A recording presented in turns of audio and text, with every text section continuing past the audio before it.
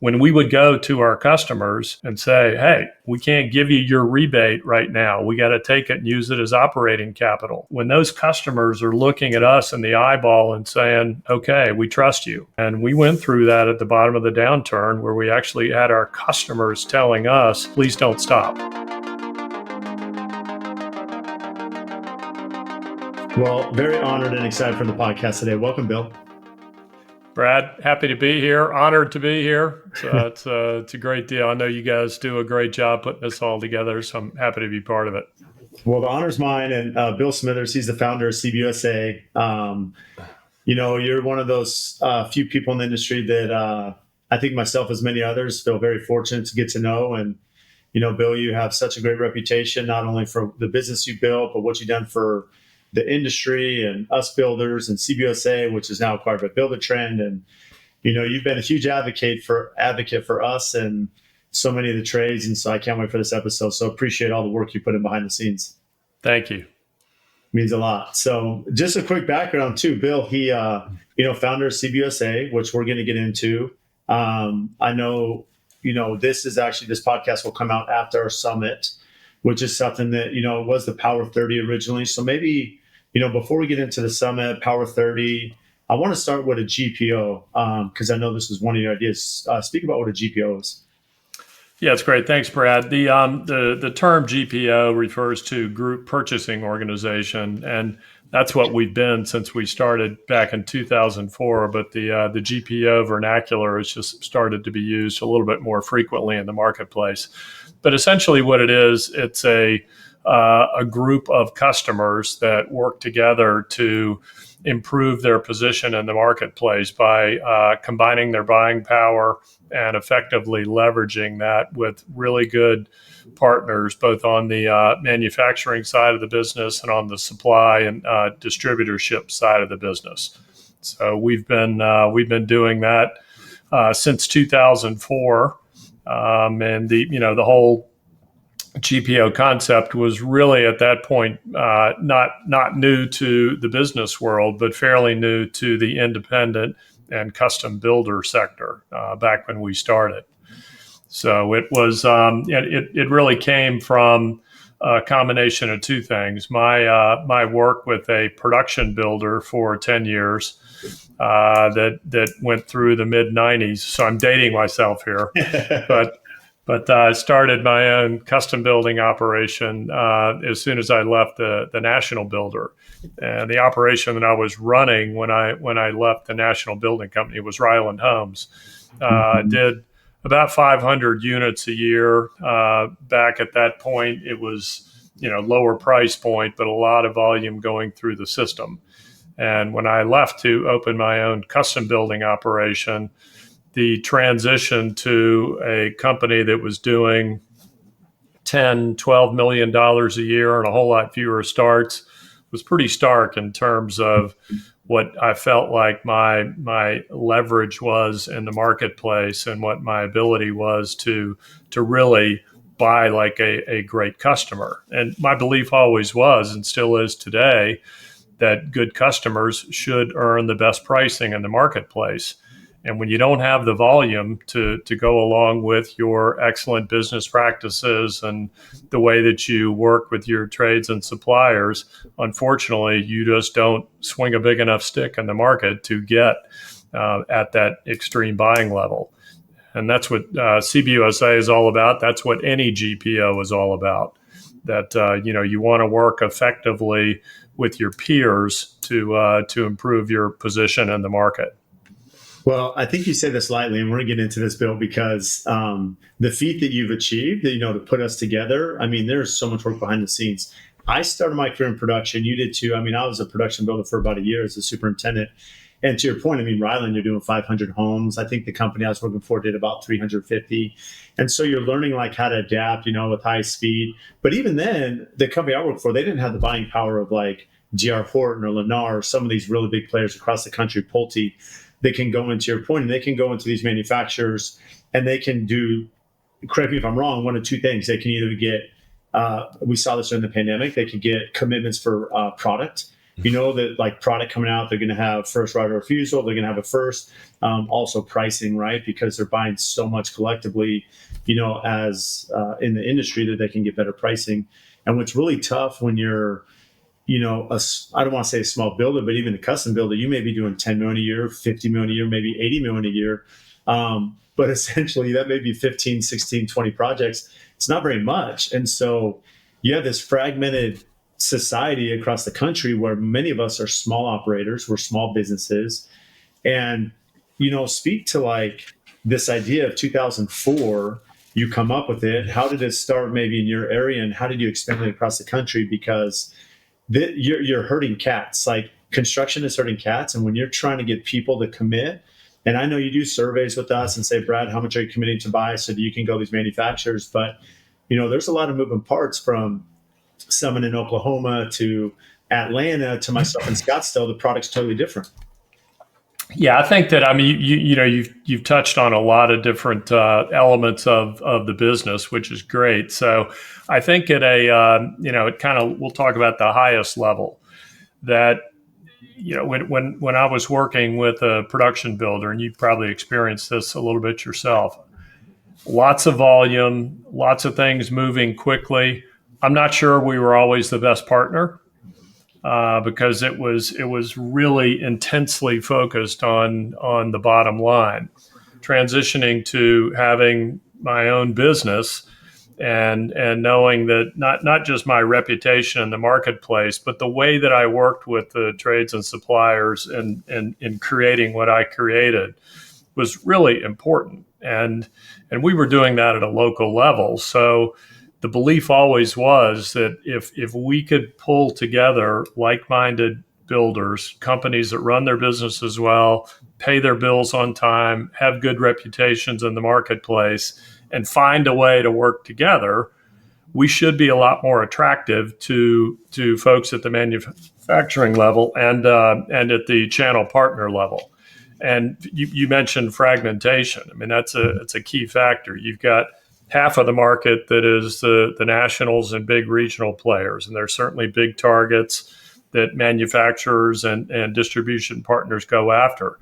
Then you have the whole rest of the market, which is extremely fragmented. And, and all of us as business owners, we talk about ego a lot. Oh, yeah. I mean, to run the businesses that we have, you have to have a very strong ego. That's not a bad thing. It's a good thing. You got to believe in your brand and you have to be able to represent yourself effectively in the market. But that doesn't mean that you're buying well. In many cases, it's our ego that gets in the way of us understanding fully that there's something better for us out there. If we kind of roll around with the belief that I'm the most awesome person around and I run the best building company, so automatically everyone's giving me their best program and their best deal and their best pricing. It's just not true. And, our belief was that if we went into the market, we brought the right builders together and we treated our manufacturer and channel partners as just that, as partners, that we realized we have to deliver something back to them. It's not just a one-way street that we want to come in with a ton of volume and say, we're big and tough and mean, and we're going to negotiate and drive you down in price like, the nationals do. So the reality is that's a short-term way of thinking about the business. And we kind of jokingly would always say when we're working to get a group together in a city and we're having some of our first meetings with builders, many of whom we might know, and you're looking around the room, and these are companies that have been doing it for a long time, great reputations, build unbelievable product. And we're telling them, look, if we're going to function as a group, you got to get over yourself. Because until you get over yourself and have the ability to look really at the big picture, then you're never going to function effectively as a buying group. It's just going to be, everything's going to be a one-off transaction. And you're never going to advance very far beyond where you all might be today. So, we've always said that with our group, and this applies to any GPO, it's not for everybody. I mean, there are builders, and I include you in that group, people that totally get that they can be stronger by working with other good companies in the market than they can ever be by working on their own. And they have a mindset that they can never stop learning and they can never stop finding ways to improve their business. When you get to the point that you say, I'm never going to get any better and I'm as good as it gets, you kind of start going backwards. So this whole ego piece of saying, how do we effectively bring companies that we know it's a room full of egos? How do we get them to buy into this concept that they can truly better their businesses and deliver more to their customers by working together than they can ever do on their own? And the same holds true for the partners that we work with. And many of the partners that CBUSA has on board, we really feel that it is part of our mission to deliver back to them. And they can't get to us as individual builders. There's no way that they can come find us one at a time. It's too fragmented. It's too difficult. And when we have the infrastructure to bring these companies together and get them thinking together and thinking about doing things on the purchasing side together, it becomes really valuable to those partners, and they really want to find a way to work with us. We all represent ourselves differently as builders in the market. We have our own strengths. We have our own designs. We have many of the things that we do in terms of the way that we present ourselves to the buying public is and should be different. That's what makes us unique. But behind the scenes, that's where we're working together and realizing that when you've got essentially, our group now is 900 builders across the country. It's a huge amount of volume. And it's made up of the companies that we really think are the best of the best in our sector of the industry. And when you just think at a conceptual level of bringing companies of that caliber together locally and nationally to work on something together, it is incredibly powerful. And, it goes, as you've experienced, it goes way beyond just getting a good program from a manufacturer or a pull-through pricing or committed purchase from a local distribution partner. It's about how we all function together as really good companies in running our businesses. I love that, Bill, because as you think about, you bring in the value side. I want to come back to the vendor side, which I think is a really important aspect of the relationship. But what's interesting about where you've taken you and, of course, the team, there's so many involved, right? Like Ryan and Brian and so many others that I've known that have done such a good job. The amount of hours and time and commitment you guys have put into this, especially when I can only imagine, I don't want to say bleak, but like you have this vision 2004 and to where it is 20 years later, I think is pretty amazing, 900 builders. But when it started, and where I'm going is you've opened up different markets. I have some peers in Minnesota and Kansas City as those markets are opening. And I would say not that it's easy, but it's easier because you've already seen this be successful in other markets. But if I'm not mistaken, you started in Virginia, right? We did. Bill. And so when you're first starting this, to go out to your peers, like I'm in Scottsdale, fortunately. And again, I joined CBUSA as probably 8 years ago, maybe, but you have Rod Collum and Tony Calvis and a lot of great builders that have been around for a long time that, we're committed to this to make this successful in our market.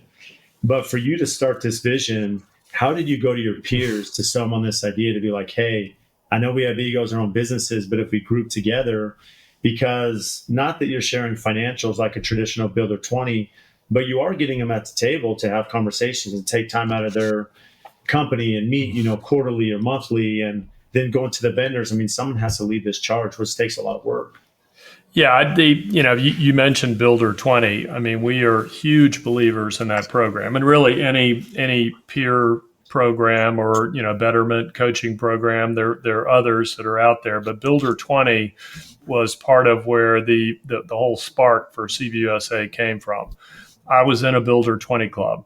And we're always talking about, we're sharing ideas about what we're doing in our business, in addition to sharing the financials. Mm-hmm. This whole concept of what we had done in Virginia, we called it the co-op that we had started through our HBA. We had a custom builders council, and we had said together, we're going to buy lumber. and we're going to try to do better by buying lumber together. And it was all volunteer and it was all well-intentioned, but there was never business structure behind it. We would share some spreadsheets and would do all that. And, there was just never business involved in it. I ended up taking over that committee to try to say, hey, how can we take this to the next level? Well, I talked about that in Builder 20 Club meetings for several years. And every single meeting, members of my Builder 20 Club were like, whoa, wow, how'd you do that? Can you come help us do that? So, I went to our group locally and said, look, there's a business here, but it's not a volunteer business. This is something that would have to be, a big deal. I mean, honestly, when I started CBUSA, I didn't plan to run CBUSA. I wanted to get it going because I thought it was a great concept and it really took on a life of its own. But several of our early markets were started with the help of builders that were in my Builder 20 Club. And what was so awesome to us was obviously we believed what we were doing in Virginia. But to take that concept to a room full of builders, many of whom we didn't know, and say, hey, here's what we're doing. Here's how we think it can work in your market. Are you interested? And, market after market, people are like, yeah, I get it. I think that could work. So, like any business that starts, we made plenty of mistakes along the way, but our intentions were always in the right place. And the foundation upon which we've built the entire CBUSA organization. And again, I think this applies to any really strong GPO, is that you got to be thinking about not just the people that are on the buying side of it, but you got to have the people that you're buying from as part of your ecosystem and make sure that people are all getting something out of it. And, integrity is the foundation upon which we have built everything. I know it's an easy word to throw around, but there are tons of opportunities in business where you can kind of change some stuff around that's really to your advantage and not necessarily helping the other constituents that you serve. And we just never went that route. Even when the market was absolutely awful, when the whole housing meltdown occurred, that was a really rough time, not just for us, but for our customers. I mean, we knew that they were in dire straits in some cases, but we never changed who we were as a company. And we never changed the approach that we took of providing extreme transparency and delivering on our commitments to the folks that are on both sides of the transaction. So it's been really awesome to see that continue to grow and continue to flourish. I mean, we're opening our 39th and 40th market as we speak. So it's, we say, I said it earlier, it isn't for everybody, but when you can find the right companies that, that they get it, they get what we're trying to do, and they say, yeah, I want to be part of that. And it's, we also say that with, our approach to doing what we do, it's not a spectator sport. It's not something that you can come in and just take.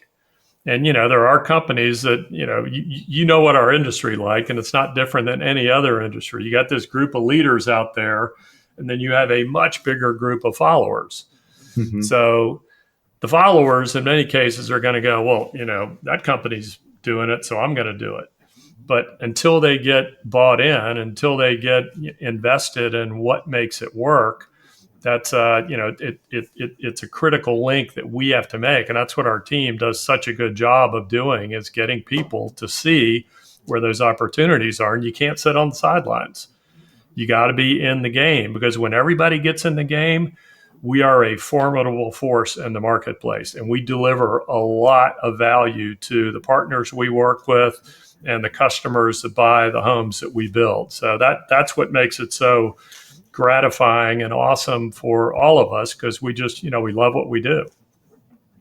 I love that, Bill, because I know you use the term, boxing above your weight in the market, right? Which is essentially what you're saying is, collectively, you have this, not only from people that are committed just to better their business, but also from buying power to vendor relationships, national, regional, which we'll get into.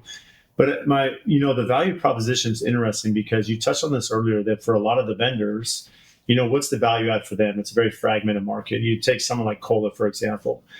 Kohler probably traditionally, they have distribution warehouses. They're probably working with a lot of big plumbing companies throughout the country.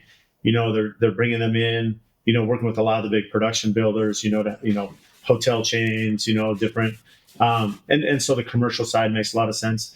But for them to really cherry pick, if you will, custom builders, you in Virginia, me, myself in Scottsdale, Phoenix, Rod Collin who's here, all these builders, it's really tough for them to say, okay, we're going to create a marketing strategy or like a competitive strategy to sell to like AFT, who's only doing, 14 projects a year. The numbers don't pencil, right? But if you come to them like Bill, where you're like, hey, we have 900, now it makes sense where they could say, we can bring this business in from this huge product. So how did that relationship start with Kohler? I had Wally on years ago on the podcast, and Kohler is they're such a great brand, right? The way that they run their ethos and culture are very similar to like you and I and how we view business and relationships and operations.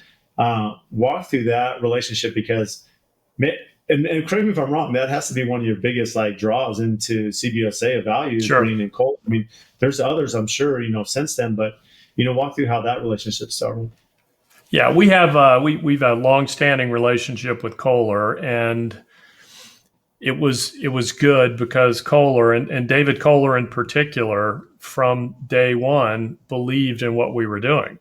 He understood the concept. Obviously, we need to execute. We got to deliver value. So they started with us as what we call a partner in quality, which is an opportunity to basically share your message with our group. Our groups get together monthly to have business meetings, and it's a really valuable spot for anybody on the selling side to be part of. So Wally was a big part of that. So Wally's an industry icon for sure. Wally and I go back a very long way, and I'm not going to tell you how many years, but it's many, many years, way before CBUSA occurred. So it's been great. But that, we don't always hit the number or the forecast or whatever it is we're setting up with a manufacturer, but they see what we do, not just as a CBUSA team, but as an organization of builders. They see how hard we work to deliver on our commitment to bring them something that they didn't have otherwise. And that goes a really long way in terms of the trust that you develop with that partner, because there are always things that come up, and it's just like building a home. I mean, how many homes have you ever built where there wasn't a problem that came up with a customer? We've always said, and I'm sure y'all do too, I've seen enough of your homes. You've got more than your share of opportunities for stuff to go sideways with all the things that you do. I think it's the measure of the builder as to how you handle those issues when they come up. And, I think that's where many of us on the builder side really earn our stripes in dealing with those things that we didn't plan for or we didn't expect, or whatever curveball comes at us. And it's the same with what we do on the GPO side. We can't anticipate every issue that might come up, but when they do come up, or we see they're underperforming in a certain area, or whatever the issue might be, we dig in together and we try to figure out the best way to address it and move forward and either fix the issue or create some sort of system or process to prevent it from occurring again in the future. And Kohler's been a great example of that. They supported us during that housing meltdown when there just wasn't a whole lot of business going on. But, that support that they provided to us, you mentioned the summit and our Power 30. Yeah. One of our first get-togethers as a group, we called it. It wasn't even 30 at that point. It was 20, and it was at the bottom of the housing depression. And we met in February in Chicago, so hotel rooms were really cheap. And that's the reason we picked that location. Honestly, we wouldn't have gone to dinner if Kohler hadn't taken us all out. So, that company and the individuals that we work with, They just get who we are. They get what we do. They love the members of our organization, and they love our industry sector because it's a really good fit. And other partners that we work with are just like that. They share that same respect for who we are as a builder group and what we represent in the market. So when you've got that mindset of good companies working together, I mean, the sky's the limit in terms of what you can produce. I think that's what we have been fortunate to be able to do year after year after year, despite what market conditions were. Mm-hmm.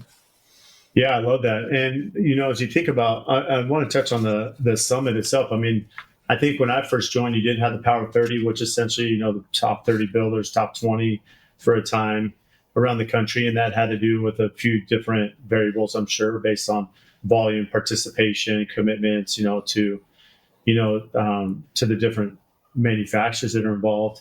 Now it's expanded to a really big forum and format where you're inviting pretty much anyone who's a CBUSA member. And we're having ours in DC this year. Walk about now what that looks like from a programming perspective. I'll tell you one thing for me that I really enjoy, Bill.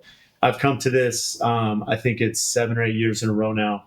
And I know COVID was like 1 year, maybe we had off, but you always have someone speak from Wall Street about the market and like where we're seeing the industry going. You're seeing, these different forecasts. You have some incredible speakers. And more importantly, we're meeting with the manufacturers one-on-one. So that relationship's being built personally, for us. And there's so many, as you said, best of the best builders that here I am spending 3-4 days with them, asking questions about their business, my business. So the networking, I mean, there's so many different avenues of why this event's successful, but walk through that vision, because to put on these large events, like I know what that takes, and it's no easy feat. Yeah, I think that if you think about it this way, and this was how we created the entire event. It was built initially around national contracts, and can we go beyond what we do together at the local level and take that? We're now at the size we can take that to the national level and begin to put together programs directly with manufacturers, just like a big builder does. So, we talk about the big builder background and, how that transfers to what we do at CBUSA. So there's a direct connection there. So the conference itself was started to focus specifically on national contracts. And the first couple of years that we did it, that was really what we did. We always wanted to provide content, though. And our belief was that as builders, we have a lot of really good content that is available to us out there through NAHB, through local HBAs, through any number of the conferences that go on for builders. A lot of the content is for builders. What we believed was, look, we're business owners, and we want to have a business conference that is for builders. So a lot of the content that we provide and that we curate and try to pick companies or speakers that will come in and address that. We do have industry partners that are part of it. We do bring financial analysts that will come in and give us, the big picture of what's going on in the market. But it's like a lot of business content. And when a manufacturer can send one of their representatives there to engage with this group of high performers and have a lot of one-on-one time with them, I mean, they're part of how we can put this on because they help us sponsor it. So we feel a commitment to give them our attention and our time when they're there. So if we're not using their product, we're giving them an opportunity to talk about it and potentially try it or look at bringing that into our business. So the feedback we get on the builder side has always been really strong, but it's been just as strong on the manufacturer and channel partner side, because they're like, wow, this is a who's who of the independent builder sector, and they're really interested in talking to me. And, we've gotten so now that the conference that goes over 2 full days, there isn't anything on the program where manufacturers and builders aren't together in the same room. Mm-hmm. We used to even break it out that we'd have builders go do this stuff and manufacturers kind of sit outside and wait for us. And we just kind of evolved to saying, no, look, we're our theme for the 25 event is great. I mean, it is in Washington, D.C., but the theme is United We Build. And that talks about who we are as an organization. And, together with our partners and really good builders and a team that believes in what they do, together, we do amazing things to deliver on the promise of building better, sharing ideas, building community, and like you said, being able to effectively box above our weight in the marketplace in terms of how we buy and what the programs are that are offered to us. So you can't say that business always gives a win to everyone, but we do a pretty good job at doing that. People get something out of this because the reality is if we don't do that, they're not going to stay with us. Mm-hmm. Builders wouldn't stay with us. Manufacturers wouldn't stay with us.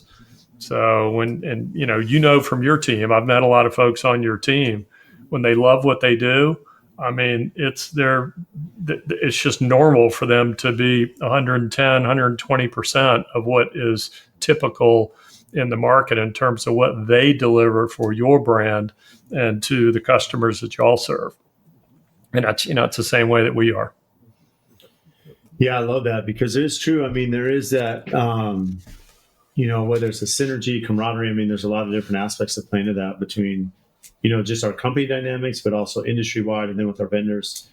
For those that are looking at joining CBUSA, Bill, I know that, the structure without getting into specifics because, they can acquire and we'll give them information at the end of this podcast how to do that. But essentially, you're joining this group, right? There's this really small fee. There's rebates involved. There's other discounts of product. And you have essentially two contracts. You have local, regional and national. And so I know like in our Phoenix market, and some regions are stronger than others. It's depending on the collective of builders and working with local HVAC companies or framing companies or, plumbing, glass, countertop, so you kind of collectively, they're servicing all of us. But then on the national side, we have, our national vendors, like we're speaking about, like Kohler and Weyerhaeuser. And so walk through like that structure because how, it makes sense from your perspective when you're going on the national side, you're trying to find vendors that make a lot of sense, like Kohler, where most of us builders around the country are using Kohler at some tier, right, of product that they're supplying. It can be tough from your perspective to find some good national accounts that everyone's going to buy into and purchase from that kind of helps leverage that relationship. How are you building the local chapters though? Because that's where it takes a lot of commitment, because the local vendors are going to be different, in North Carolina to what we have here in Phoenix.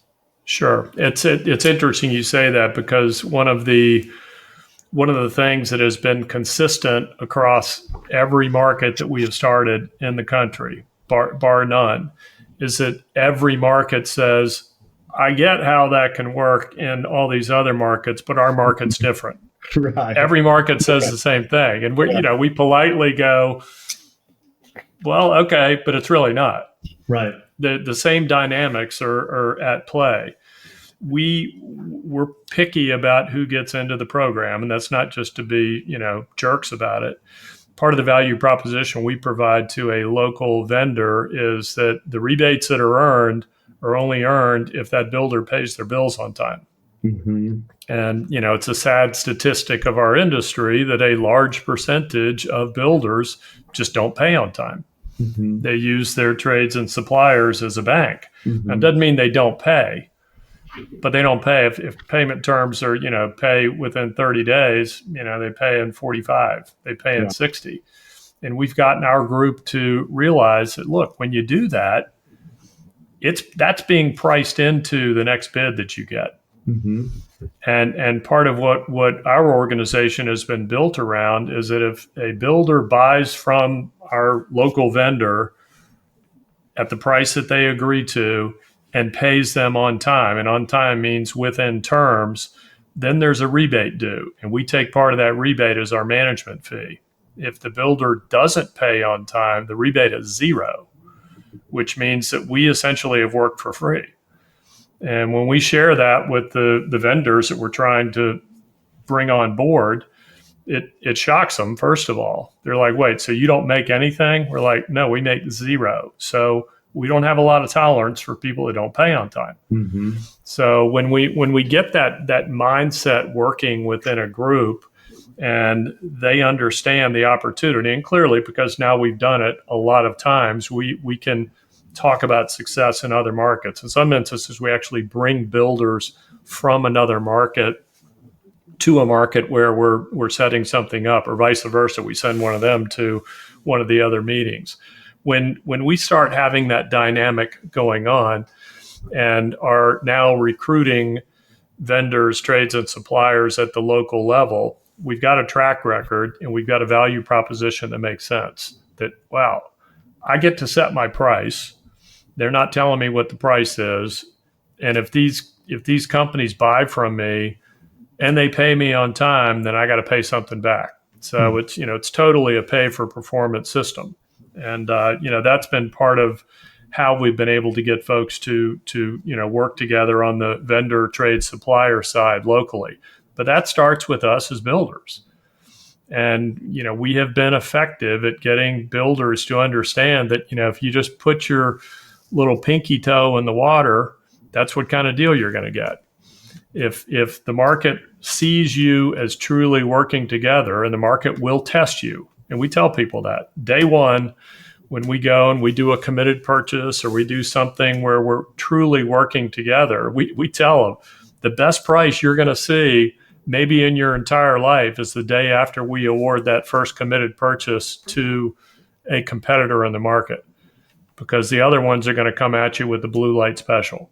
Mm-hmm. And we say, our motto to everyone, we didn't create it obviously, but this is a marathon, not a sprint. You got to be able to see the big picture.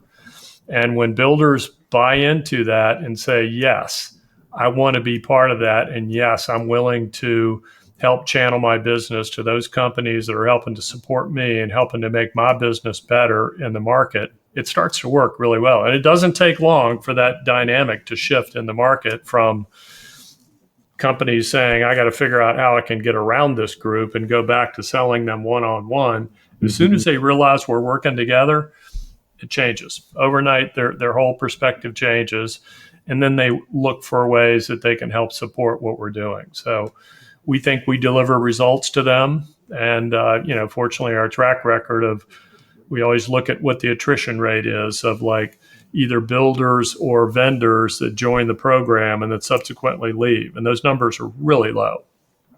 So, we're not, we're not poking people in the eye with a stick. We're telling them what we're going to do. We're telling them how we're going to do it. We're telling them what the results can be. We're telling them what tools they have to take advantage of what we put together. So when those companies get it, and the switch flips in their head, the way they come after us it's really cool, because they see what the opportunity is, and they see what we've had vendors, trade, suppliers at the local level that we have watched them upgrade their builders. They'll say, well, I've got X amount of capacity in the market, and they'll dump some of their dud builders, guys that are difficult to work with, that don't pay their bills on time, and are always arguing about stuff. And they'll pick up a couple of folks in our group because we think, hey, we're the best of the best. Mm-hmm. And it's really gratifying to see that happen when those companies like that, we know they've got to make money. And I know if we get to talk about cost to serve and that kind of thing, these are areas that we can bring a spotlight to the way that we work on our side of the transaction to become better customers. It's not just about leverage with buying power and how much we spend. Yeah, and I do want to get into the cost to serve, but before we do that, I think the vetting is really interesting because since I've been in CBUSA just locally, the way that you vet not only my peers that come in, right, from everyone in the club, like since you voting and knowing who this company is and do they pay on time, what's their reputation, to the vendors and local suppliers and trade partners we're working with.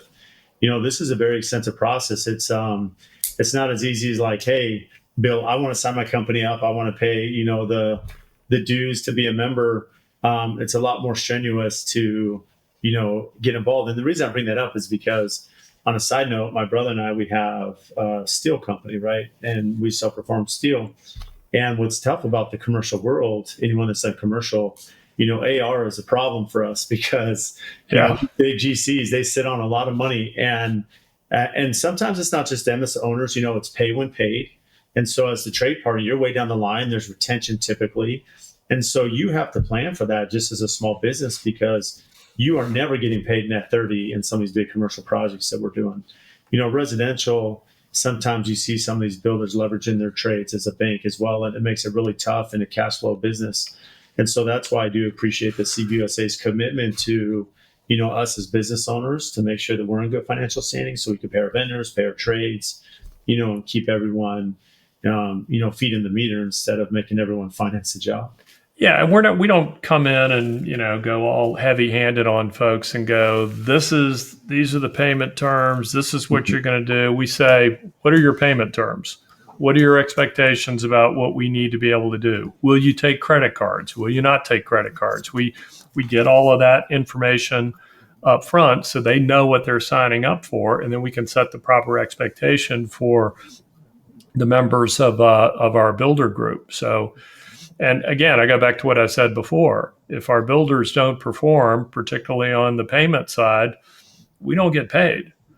So that's a very big hammer in the eyes of a supplier to say, wow, so you actually do police your own group and kind of walk your talk. And, we do. I think that on the sales side, people will tell Ryan and his team that, they think that sometimes they're trying to talk people out of joining, and we're not. we're just saying no, but don't come into this thing, thinking you're just going to like come and harvest this great deal and then carry on your same shenanigans in the way you run your business. Because they look at if one of us drops the ball, they look at us all as being part of that group. So there's peer pressure is alive and well within our organization, again, as it is with most GPOs. Brian and I have been fortunate enough to go to, for several years now, to an international conference of GPO companies that are in the grocery business and the hardware business and building materials and appliances, stuff, from Australia and New Zealand and the UK and all across the United States. And I mean, it's just an unbelievable process. We're all there. We do something different, but we all do the same thing. We all run group purchasing organizations. So the wisdom that we get from that, we take back to our group, and it helps us really put in perspective what we need to do and how we need to be super clear about delivering back to the folks that we are expecting to give us proprietary programs and things to make our businesses better. So it's been awesome to see how this moves beyond the boundaries of just the building business and the independent builder sector to other industry verticals around the world, really. Yeah, I love that you're, going and seeing how other GPOs perform, and it just, I'm sure, brings so much insight for you. You mentioned the term cost to serve, Bill. Why is that such an important topic to our supply partners? Yeah, it's a big deal. It's an area that we're spending more and more time looking at as an organization. So in general, cost to serve is, hey, once we agree on a price, and then we've got to get that product to you, what's involved in that whole transaction? How many things do we need to do? And when we're looking at ourselves as a group that's trying to represent itself as one in the market, it's even more critical. The area where it's the biggest concern and the biggest area of focus for us is on the lumber and supply side, because it's not just to agree on what we're going to pay for a 2x4 or a sheet of OSB. It's like, okay, I mean, our sector of the industry is just not great at dealing with this. And that's why we think it's so important for us, because we'll get a price put in place, and then we go and tell that partner, hey, you need to do the takeoff for me.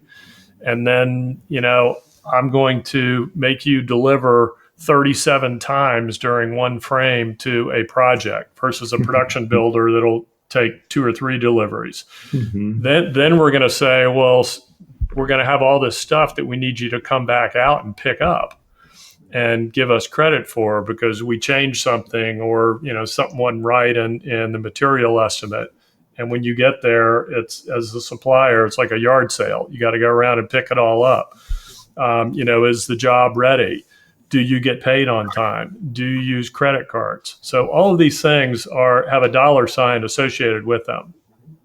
And our belief is and always will be the best customers put themselves in the position to get the best pricing. Mm-hmm. And when we have those conversations with our suppliers on these costs to serve, it is refreshing to them and it makes them look at us differently. Because a lumber supplier will tell you, and the number varies depending on what their operation looks like, but anywhere from a low of probably $250 to $400 every time they start up a truck and send it out of their yard.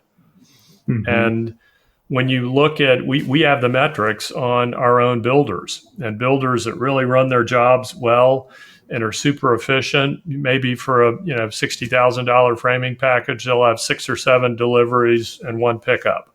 We'll have people that have the same size package in the same market that make that company come out there 45 times. Hmm. I mean, they'll say, hey, I need 100 studs for punch out tomorrow. And we just as builders, we don't even think about it. We're like, well, we're buying stuff. They got to bring it to us. Yeah. Well, that's a cost. So when that vendor has to give us a price, they've got to factor all that stuff into our price. And, those become really big numbers to the folks that are on the supply side. So when we as an organization can talk about, well, let's quantify that. Let's talk to the group. Let's say, what do we agree on? I mean, credit cards is a big issue. Mm-hmm. That's flat 3% that vendor has to pay if we want to pay with a credit card. Mm-hmm. And I get that there's a strong business case for using credit cards as a business owner. You get air miles, you do all that kind of stuff. It's okay, but don't kid yourself. It's a cost. Yeah. And if as a group, we're going to say, yes, we want you to take credit cards. Well, then we got to know that they have to raise the price by 3%. If we say, no, we're not going to take credit cards, okay, that's what we're agreeing to. And, those are the kind of things that the suppliers that we work with just think it's a breath of fresh air that we're even having that conversation. We're willing to talk to our builders about those things because they're terrified to do that. Imagine being a salesperson and you got to go tell your builder that, I'm going to charge you for takeoffs, but I'll never charge you. I'm going to charge you if you use your credit card. I'm going to do all these things. I mean, Scott Saddam and others that are in the lean world always say that the more tracks there are to a job, the less profit there is. And, our belief is, again, this goes back to the production world, that when you run your business as well, there's a lot more profit to be distributed amongst the various players than if you run your job poorly. And, it's all about how can we programmatically drive more efficiency and reduce these costs to serve. It's not the vendor giving us money. It's us taking away a cost from the vendor. And, collectively we share in that benefit. So it's an area that we're doing more and more work on. It is not a wave a magic wand and we fix all those issues overnight, but just having those discussions is, it's a critical part of it because we want to be, as an individual builder, we want to be the customer of choice in the market. We want to be able to say we want to attract the best trades and suppliers. We want to get the best pricing. We want to get the best terms. We want to have the fastest turnaround on service. We want all these things to make our business run well. Well, we have to put something into the kitty to make that happen. And that's where I think that pricing, terms, and service discussion oftentimes stops with a builder when it gets to, okay, now here's what you need to do as a builder. And that's why we're fine having those difficult conversations with our group, either collectively or individually, to say, look, you're killing the program and you're killing yourself if you don't tighten up on how you're doing XYZ within the process. And we believe that this doesn't stop with the supplier relationship. it affects your team too. Mm-hmm. When the folks that are on your team and every other builder that's part of our group, they see how much we value that relationship and how much we're trying to work to bring efficiency to what has historically been a very inefficient process. We as builders run our businesses well, vendors run their businesses really well, but when we transact, we all just throw money all over the place. Mm-hmm. And it's like, how do we stop throwing that money all over the place? And, that it's a cultural thing, but, when our teams get into that and get in that mindset, it really starts being, gratifying to them when they go, yeah, I'm a lot better to work with than that builder down the street. And, I think that shows in a host of ways in terms of who you attract to your team and how effective you can be at building and making your brand better in the marketplace.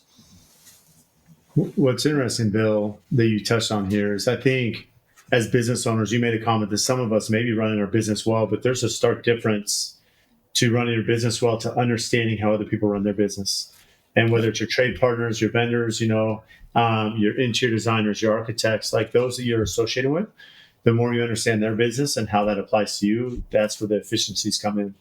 And to your point, why you're learning how other people are running their, GPOs and other industries, because there's so much crossover. And, that's kind of that tipping point when, you brought up credit card fees, like understanding that and how that plays a role, instead of just being a one-way street for us as the builder, and cap, as you look at, Bill, where we are now with CBUSA, I'm sure there's a lot of pride for you. I'm sure in DC here next week, there's gonna be a lot of pride as you see everyone come in and how big this is. And you kind of alluded to this, maybe Chicago, but was there a point in this endeavor as you're founding this program to think, hey, I don't think this is going to work? The traction, trying to get all these people on board, take it national. This is a major ask of a lot of people to take time out of their business, to buy in. Was there a fork in the road and you're like, I don't know, maybe time to throw in the towel, this isn't going to work? I will say, if you ask our team and the folks that we interact with a lot, in general, I'm a glass half full person. So there was never a point at which I said this isn't going to work. There were plenty of points where I'm like, honestly, like, I hope we can make payroll next week. At the bottom of the downturn, all that. Am I going to have to put money out of my own checking account to pay our team? But, businesses go through that, and it's not because of what you've done as a business. It's you got the macroeconomic forces that come into play. But I never stopped believing that what we were doing was the right thing to be doing. And it's the inspiration and the power to keep pushing forward, interestingly, would come from our customers. When we would have to say, hey, look, things are really tight. Again, I go back to the housing downturn where we're trying to build a new software platform. The market just blew up overnight. We had cities that just stopped building. Half of our members, either went out of business or stopped working together. So it was a very, very troubling time for our entire industry. As most of the folks that have been around for a while know, it was as bad as it had ever gotten. But when we would go to our customers and say, hey, here's what we need to do. We've got to do X, Y, Z because we got to keep this thing going. And it means that we can't give you your rebate right now. We got to take it and use it as operating capital.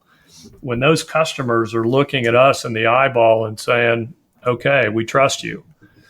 We trust that you're gonna do the right thing. And we went through that at the bottom of the downturn where we actually had our customers telling us, please don't stop.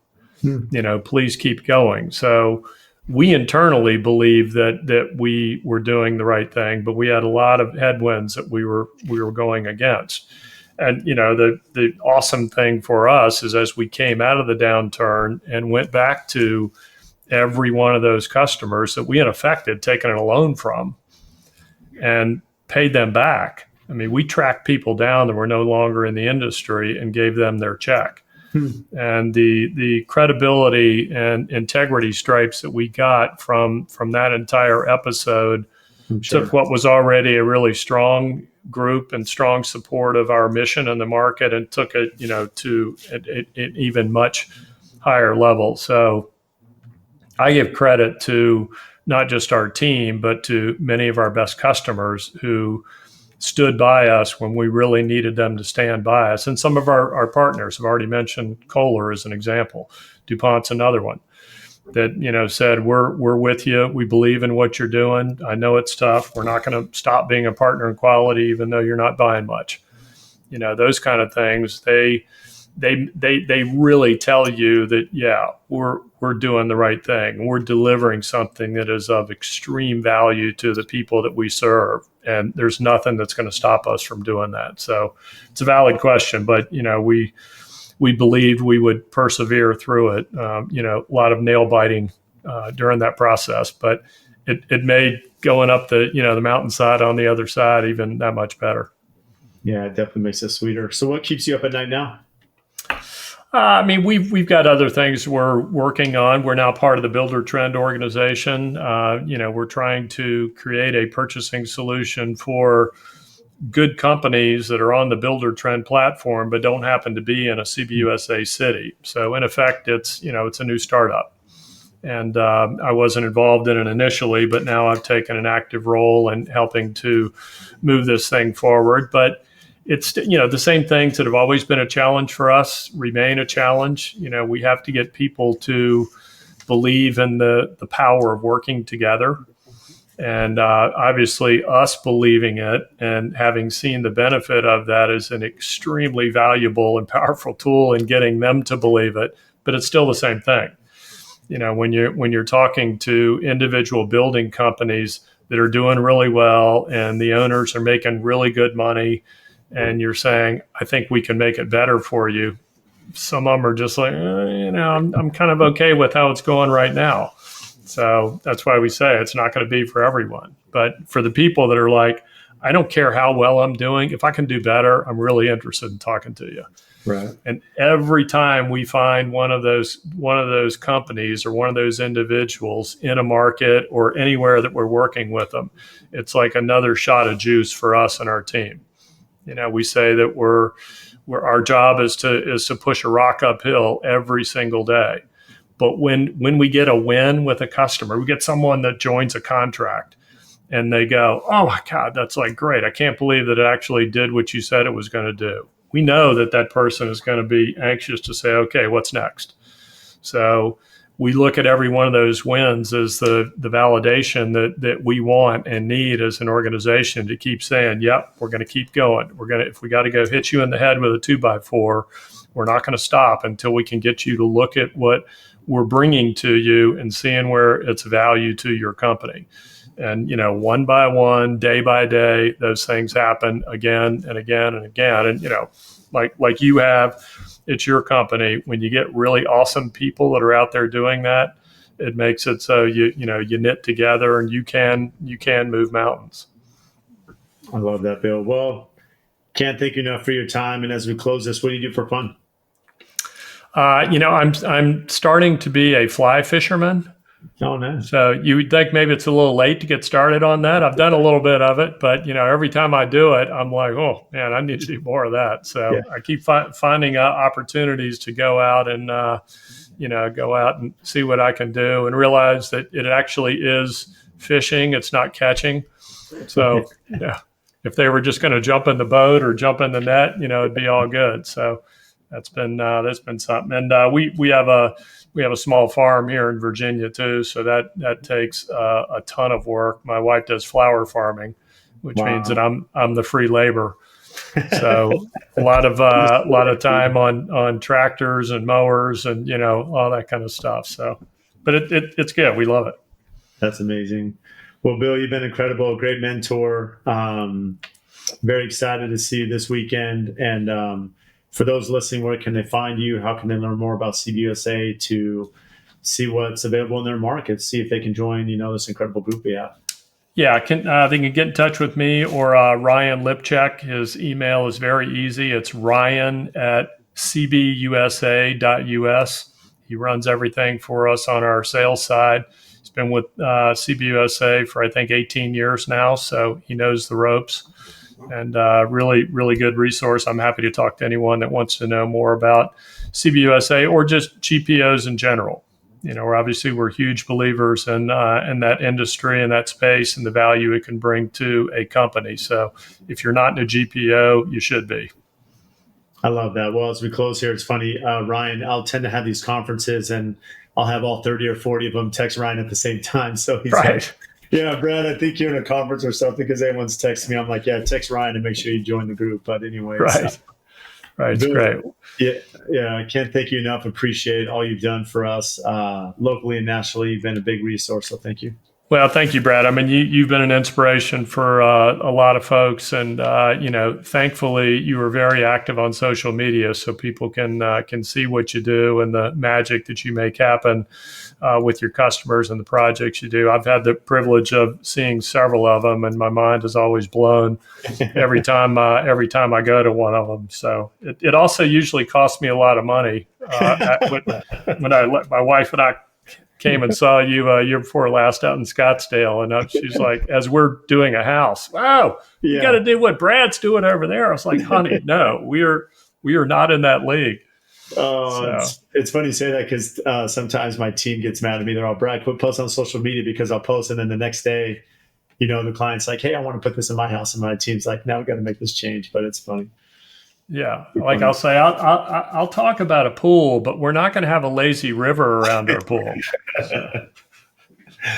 Oh, we've been incredible, Bill. Thank you again. That's great. Thanks, Brad.